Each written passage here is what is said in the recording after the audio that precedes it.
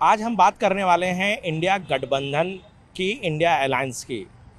चर्चा इसलिए है क्योंकि कल जिस तरीके से झारखंड राज्यसभा चुनाव और उसकी वोटिंग के बाद जिस तरीके से कांग्रेस उम्मीदवार प्रणव झा की हार हुई, सबसे बड़ी बात यह है कि प्रणव झा की न केवल हार हुई, लेकिन ऐसा लगता है कि जो इंडिया अलायंस पार्टनर के जो सारे विधायक हैं, उन्होंने उनको वोट नहीं दिया।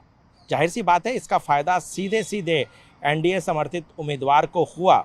लेकिन यहाँ पर ये सवाल उठता है कि आखिर क्या वजह है कि इंडिया अलायंस में एकजुटता खास तौर पर चुनाव के वक्त में नहीं दिखता है। ये सवाल इसलिए है क्योंकि पिछले सप्ताह ही दिल्ली में हमने देखा कि इंडिया अलायंस की एक बड़ी बैठक, कहा जा रहा है था कि एक बड़ी बैठक, जिसमें तमाम जो इंडिया गठबंधन अलायंस के पार्टनर हैं उनकी बैठक हुई और उसमें कहीं ना कहीं किस तरीके से इंडिया अलायंस में एकजुटता हो, इसका कहीं ना कहीं वहाँ पर ये कहा गया कि एकजुट रहें और अगर एकजुट रहेंगे तभी आने वाले वक्त में एनडीए से और ख़ास तौर पर बीजेपी से हम लड़ाई लड़ सकते हैं। लेकिन एक सप्ताह भी नहीं हुआ जिस तरीके से इंडिया अलायंस की एकजुटता तार तार देखिए अपने आप में बड़ा सवाल खड़ा करता है। ऐसा नहीं है कि पहली दफ़ा राज्यसभा चुनाव या किसी चुनाव में इस तरह से इंडिया अलायंस गठबंधन के बीच में तकरार या एक तरह से कह सकते हैं कि मतभेद देखने को मिली या एकजुटता नहीं देखने को मिली। आपको बताया कि कुछ दिन पहले ही पश्चिम बंगाल विधानसभा चुनाव हुए थे, वहाँ पर भी हमने देखा कि तृणमूल कांग्रेस और कांग्रेस अलग अलग चुनाव लड़ी और जिसका खामियाजा ये क्या कहा जा सकता है कि तृणमूल कांग्रेस और कांग्रेस को एक तरह से फजीहत झेलनी पड़ी। बहुत ही बड़ा नुकसान हुआ, ममता बनर्जी को वहाँ पर सरकार गंवानी तक पड़ी।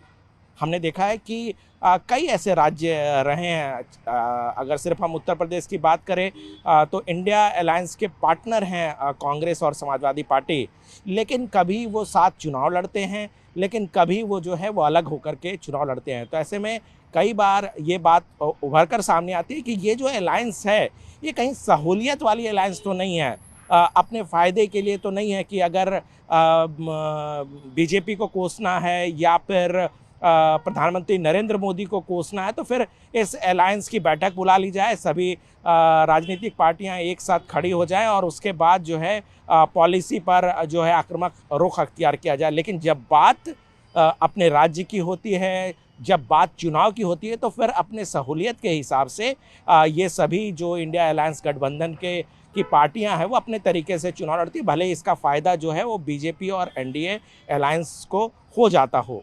अभी हमारे साथ रवि सिसोदिया हैं जो कांग्रेस कवर करते हैं। रवि, जिस तरीके से कांग्रेस ने झारखंड में अपना उम्मीदवार दिया, कहीं ना कहीं ये लग रहा था कि इस उम्मीदवार को झारखंड मुक्ति मोर्चा जितवा देगी, लेकिन ऐसा हुआ नहीं। क्या समझते हैं आपसे? ये देखिए, जिस दिन उम्मीदवार की घोषणा हुई थी उसके बाद से ही तलखी साफ दिख रही थी। उस दिन ही अगर आप देखें तो पहले जेएमएम ने कहा कि बिना पूछे उम्मीदवार उतार दिया।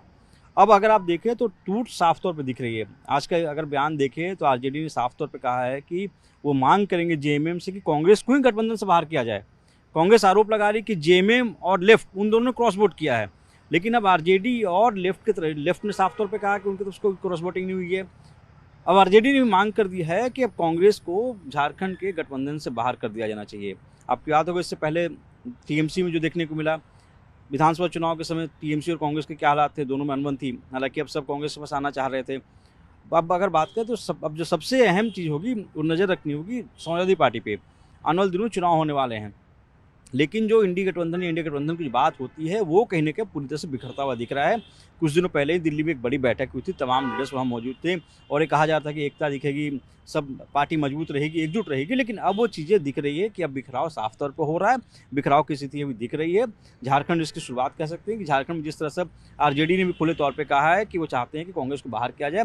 कांग्रेस साफ तौर पर आरोप लगा रही है कि आरजेडी और लेफ्ट की जो एमएलए थे उन्होंने क्रॉस वोटिंग की है। तो ये दिखला रहा है कि कहीं ना कहीं अब इंडिया गठबंधन में सब कुछ सही नहीं चल रहा है। देखिए, रवि का कहना था कि इसकी शुरुआत हुई है, लेकिन शुरुआत तो जब इस गठबंधन की घोषणा हुई थी, जब गठबंधन बना था उसके बाद से ही सभी राजनीतिक पार्टियां जो इस गठबंधन में रही थी वो कहीं ना कहीं अपने मौके की तलाश में रही, कहीं ना कहीं अपने फ़ायदे की तलाश में रही, और कभी इस गठबंधन से आना और जाना जो है उस समय से ही लगा रहा है। ऐसे में सवाल उठता है कि फिर इस इंडिया गठबंधन की ज़रूरत क्या है? क्या ये केवल दिखावे के लिए है या केवल ये औपचारिकता के लिए है कि एक बार आप बैठ जाएं सभी राजनीतिक पार्टियां, बड़े बड़े नेता दिखें और फिर मुद्दों पर जो है वो मोदी सरकार को घेरा जाए? तो ये बहुत सवाल है, लेकिन इतना तय है कि इस तरह से कोई भी अलायंस का एग्जिस्टेंस नहीं हो सकता।